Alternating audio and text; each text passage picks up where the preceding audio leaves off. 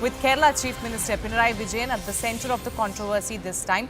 Speaking at an event, the Kerala Chief Minister slammed the rise of Sanatana Hindutva, accusing it of all right, we are in fact getting a breaking input at this point, which is on Manipur Chief Minister N. Biren Singh's statement. Congress leader Sandeep Dixit says we can understand if he tried to control the law and order situation in Manipur but couldn't resolve the conflict. But when a Chief Minister is found aggravating a conflict between two communities and taking sides, then it's unforgivable. If he truly thinks what he did was wrong, then he should resign. Let's listen into what exactly Congress leader Sandeep Dixit had to say.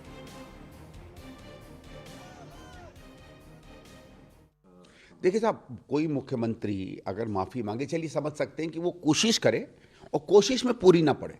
अगर कोई law and order का की इतनी बड़ी serious problem आती है जहां पूरा स्टेट दो समुदायों में बट गया है, तो चलो समझ सकते हैं कि आपने पुलिस लगाई या आपने प्रशासन को कहा कि इसको रोको, नहीं हो पाया या कोई ऐसी गलती हो गई।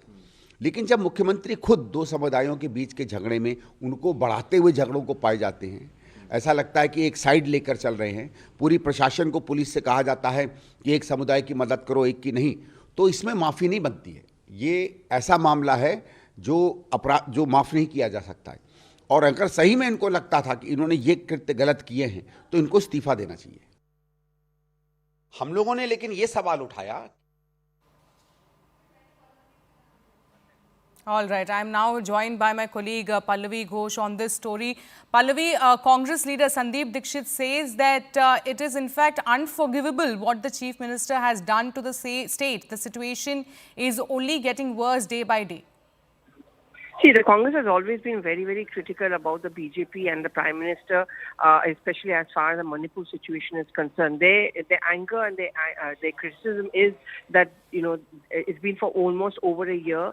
First of all, you've not even removed the Chief Minister, where he clearly lacks the trust of all the communities, and he's not been able to solve the problem. They've also raised multiple points inside and outside the Parliament that the Home Minister also needs to take responsibility. And also, if the Prime Minister can travel everywhere, why is it that he's not finding time to go to Manipur? All right. Thank you, Pallavi, for getting us all those details. We are getting a reaction from the RJD's Manoj Kumar Jha on this story. This sorry should have come earlier. ये पहले आना चाहिए था। पश्चाताप बहुत अच्छी प्रवृत्ति होती है, बहुत अच्छा मूल्य है। आपने डिनायल मोड में रखा। आज तकरीबन 19-20 महीने के बाद आप सिर्फ सॉरी बोल रहे हैं, और आपकी सॉरी से रप्चर्ड रिलेशनशिप को क्या फायदा होगा? रिस्टोरेशन ऑफ नॉर्मलिटी, पीस, ये आज की अहम जरूरत है। और मैं अपने प्रधानमंत्री जी से भी आग्रह करूंगा, बहुत हो गया प्रधानमंत्री जी, आपका एक विजिट बनता है। और मैं बार बार कह रहा हूं कि प्रधानमंत्री जी की मौजूदगी से हीलिंग होगी। आप क्यों अपने देश के एक सूबे को ये डिनाई कर रहे हैं?